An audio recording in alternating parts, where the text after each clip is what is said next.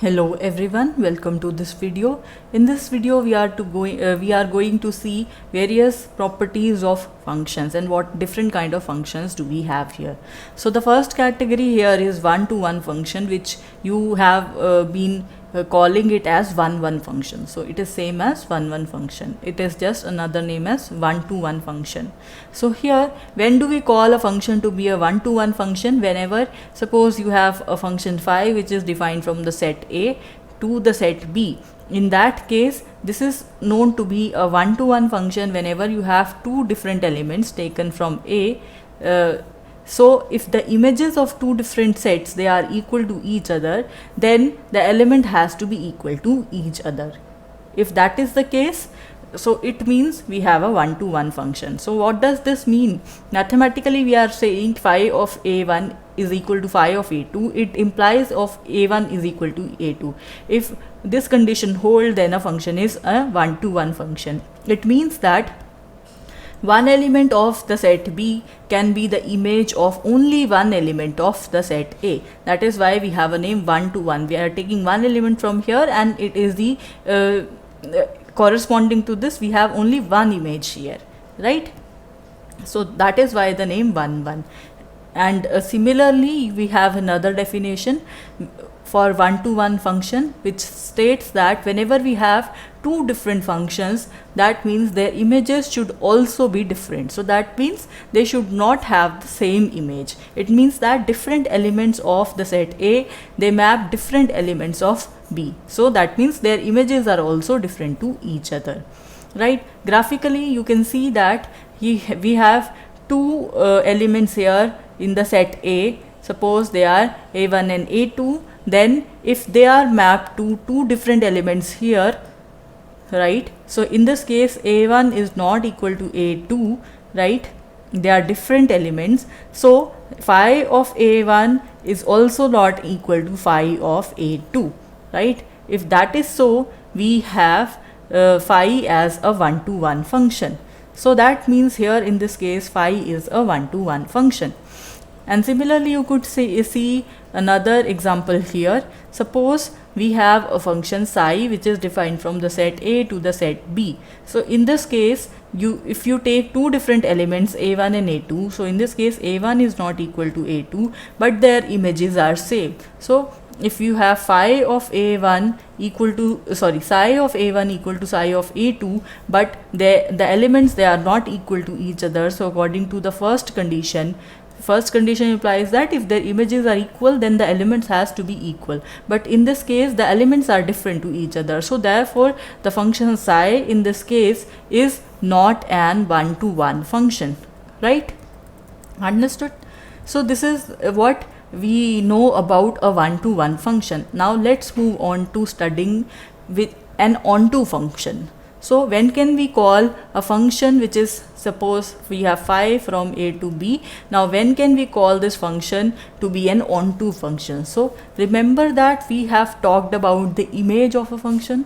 Suppose this phi is defined from A to B, right? So, and I have told you if this has three elements, suppose it is mapping to three different elements here in this case, and suppose we are some more elements here in the set B, then we have these three elements forming the image of the set A under phi, right? I have told you this thing, and it is a subset of B. Now if we do not have these extra elements here, and the subset here, the subset of B, which is the image of A under phi, that is exactly equal to the set B. That means no further elements are remaining here in this case.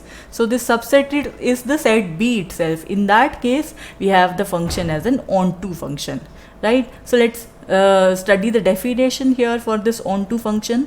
A function phi from a set A to the set B here, right, that is said to be onto B whenever each element of B is the image of at least one element of A. So that means for the set B here, every element should have a pre-image in the set A, right? So no element should be left behind whose image we do not have. So that means the image set is basically whole of the set B, right? So this is what it means to be an onto function. Symbolically, you can write this phi from A to B as an onto function whenever for each element B taken from the set capital B, we have at least one element which has the image here.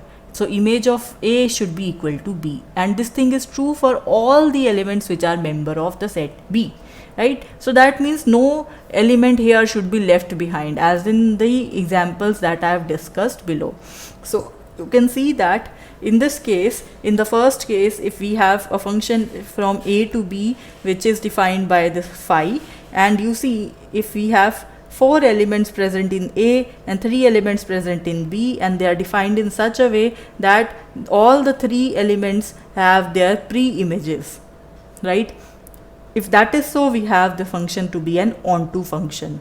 And if you see, we have another function psi, right? For this function, you see these 2 elements have the pre-images, but this element is left behind and do not have any pre-image, right? It is not mapped to any member here in this set. If that is so, we have a exclusion here, and according to this exclusion, because there is only one element in the range which has no pre-image, therefore the function psi here is not an onto function. Clear? So let's see some examples here. In the first example, we are given the function phi from the set of integers to the set of integers, and it is defined by psi of x is equal to x cube. That is known to us. Now we have to check whether this is a one-to-one function or an onto function or what, right? So for a one-to-one function, what we have to check? We have to check that if you take the set of integers here and you are again taking the set of integers here, so for this particular function we have to see if you take all the integers, so can we after applying x cube onto it, we are again reaching here. So are they everyone is present in Z or not? So that is what we are to see, right? So if you see, we have -1 cube, right, that is also equal to 1. If you have 1 cube, that is also equal to 1. So 2 different elements have the same image. That is not an issue with one-to-one function. Why? Because we are saying at least this function should have at least one answer, right? So it is mapped to some element of Z. So obviously it is mapped to some element of Z. So therefore this is a one-to-one function. But this is not an onto function.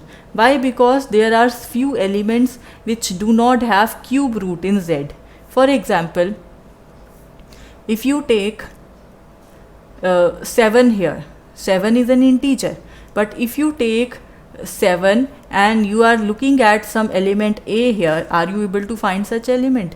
Because we want this 7 to be in this form A to the power 3. So are you able to find A cube is equal to A such that we have A cube is equal to 7? So A would be the 7 raised to power 1 by 3, which clearly does not belong to the set of integer. So that means we have few elements here which do not have any pre-image. So therefore it is not an onto function, right? So this is about example 1. For the example 2 here, we are given the same function, but now the range and domain, they are not the same. They are the set of real numbers.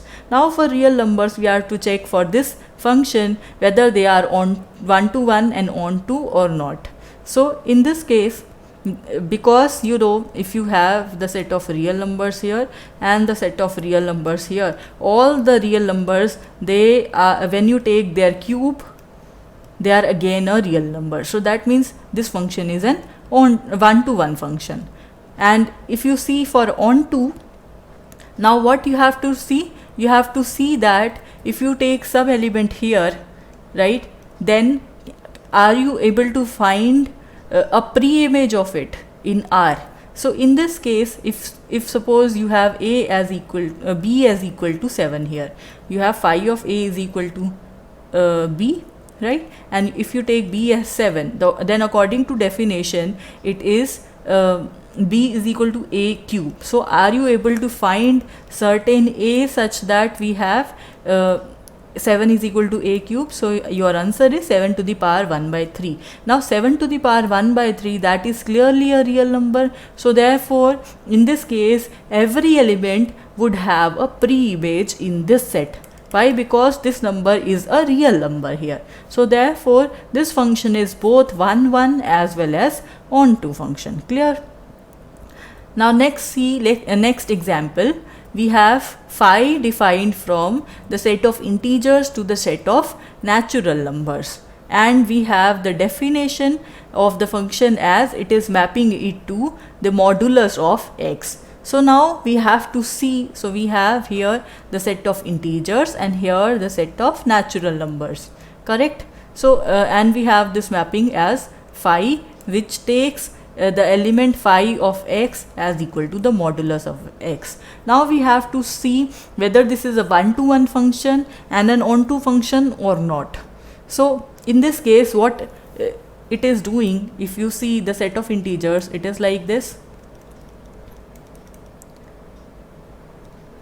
correct? This is your set of integers, and the set of natural numbers, it starts with 1 2 3 and so on. So basically you are seeing this is your domain, and this is your range. So each element here by this mapping, the -3 would map to 3, -2 would map to 2, -1 would map to 1, and again 1 would be mapped to 1, 2 would be mapped to 2, 3 would be mapped to 3, and so on. This thing would be true for every element. So you see here in this case, for two different elements here, -1 and 1, right? So we say this is x1 and we say this is x2. So therefore here you see what is the image of x1?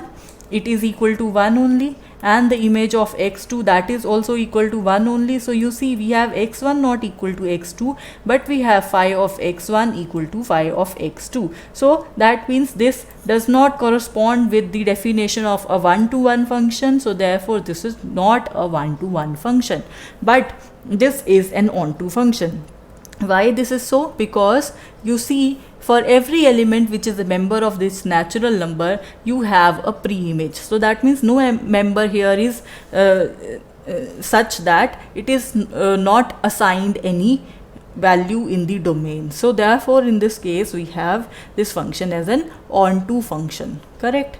And for the last example here, we have a mapping defined from the set of integers to the set of integers, correct? And here it is defined by the rule that you have phi of x as equal to x square. So now for this x square, we first of all have to see whether this is a one-to-one function. So in this case, if you take the first element x1 as equal to 1 and you take x2 as equal to -1, then what is phi of x1? It is equal to 1, and what is phi of x2? That is also equal to 1. So in this case both the elements, they are not equal to each other, but their images, they are equal to each other. So therefore this is not a one-to-one function. So this is one thing. Another thing, we have to see whether this is onto or not. So this is also not an onto function. Why? Because you see the domain and the range, they are both the set of integers, right? So in this case, suppose you take x element as the element 5, correct? So what would be phi of x? Not this one. Suppose you take some element here which is 5. Obviously 5 would be present in the set of integers, so we have phi of x is equal to 5, correct? So according to definition, we would have some element here, phi of x is equal to 5. So therefore according to definition it is equal to x square is equal to 5. So that means what is the value of x here? X is equal to 5 raised to power 1 by 2. So that means square root 5. But you see, square root 5 is not a member of the set of integers. So this square root 5 is not present here. So that means you have some element here, this element 5, which do not have any pre-image here in this set of integers. So therefore this is not an onto function here. So I hope you are clear with this one-to-one and onto functions. Now let's move on to studying the properties of functions.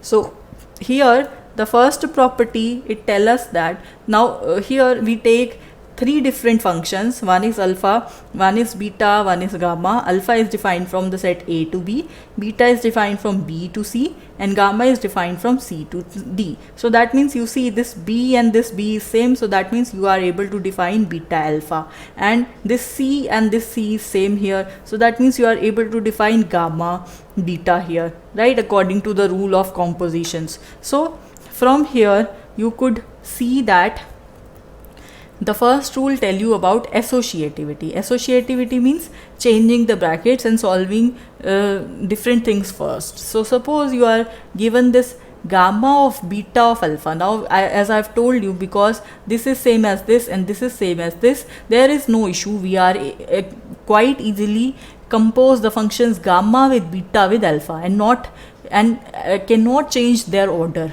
correct? So once we have this term here, for this term here we can change the bracket. So that means we can first of all solve for gamma and beta and then compose it with alpha. So that is no issue, and this property is known as the associativity property. The next one is, if both alpha and beta they are given to be 1-to-1 or they are both given to be onto, then their product or their composition is both 1-to-1 as well as onto. So this is the second and the third property. And the last property here tells us about the existence of inverse. Now what is this? It is basically saying that if a mapping alpha is given to be 1-to-1 and onto, then in that case, so 1-to-1 means we are mapping just one single element here to its one image, correct? And onto means no element is left behind in this particular set, so everyone would have an image here. So you see, we have a unique association of every element with each element here is associated with just one element here, and vice versa. Each element here is associated with just one element here in this range set, correct? So that means that we are now able to define an inverse function, which we denoted by the mapping, and we write its power as -1. So this is the inverse function, and it is defined from the set B to the set A, such that when you compose alpha inverse alpha, correct, onto A, so you are going to get A again. So basically they undo each other effect. So whatever alpha inverse, whatever alpha does, alpha inverse reverse it. So basically you end at the same point from where you started, correct? And similarly, when you apply alpha inverse, now alpha inverse would work on the elements of B. So alpha inverse B would give you A, and what would be alpha of A? It would again be B. So you see, alpha inverse of B is equal to B only. So this thing is also acting as identity on all the elements B of this capital B. So that means this alpha inverse that undoes what alpha does, and moreover if you have alpha s of t, that would be equal to alpha inverse t. If you have alpha s is equal to t, then alpha inverse t would be equal to s. So I hope you understood this concept. Well, that is it for this video. Thank you for watching.